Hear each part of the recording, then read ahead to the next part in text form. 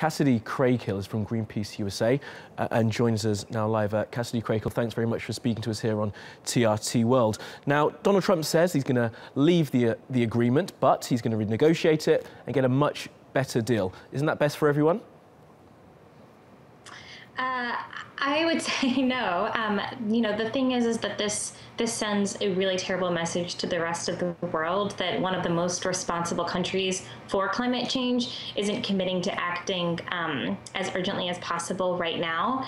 I think he's also just undermining a lot of the work that's already being done around the country, either from the business world or from governors, mayors, whose cities have already committed to their own plans. So, of course, there's things that people can be doing to lessen the damage of this, and that is very hopeful, and that is already being done.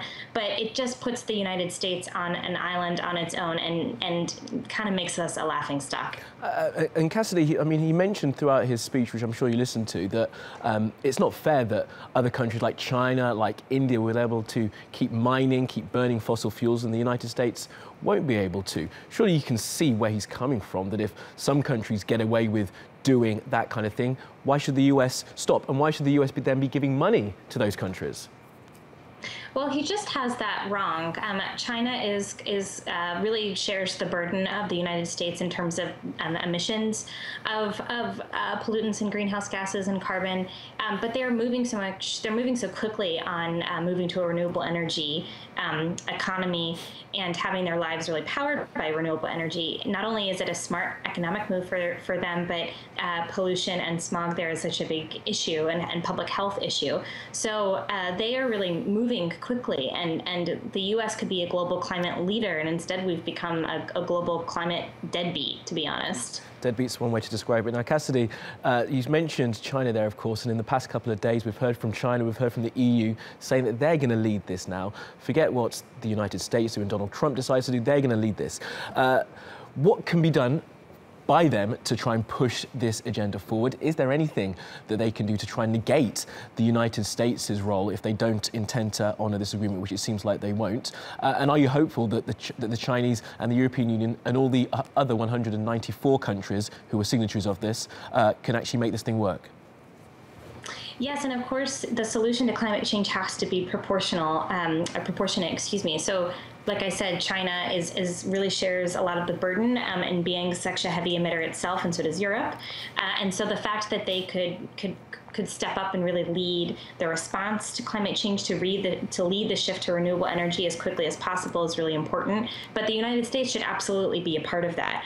We are a big kind of chink in the armor when it comes to this, because we are such a heavy emitter and a developed country that uses a lot of energy. So it's not quite fair to push the burden on developing countries who aren't as responsible but are facing some of the most intense impacts of climate change. So I do think that that Europe and China will certainly work quickly to sort of fill the gap, but the United States could be a part of that and could be a part of the economic opportunity that comes with renewable energy jobs. And unfortunately, Trump is leaving us behind. And finally then, Cassady, where do you see this going from here? As we mentioned, he thinks he's going to try and negotiate, get what he describes as a much better deal for the United States anyway. China and Europe seem to be wanting to push ahead.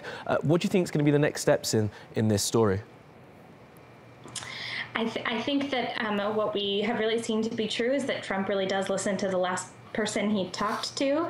I'm not exactly sure who else he could talk to after he spoke with some of the most successful business people in the world. If Exxon can't convince him to stay in the climate agreement, I'm not sure what his next step is. And to be honest, a lot of people argue that the Paris Agreement didn't go far enough, and we needed to commit to even more, and we've seen a lot of cities and states do that.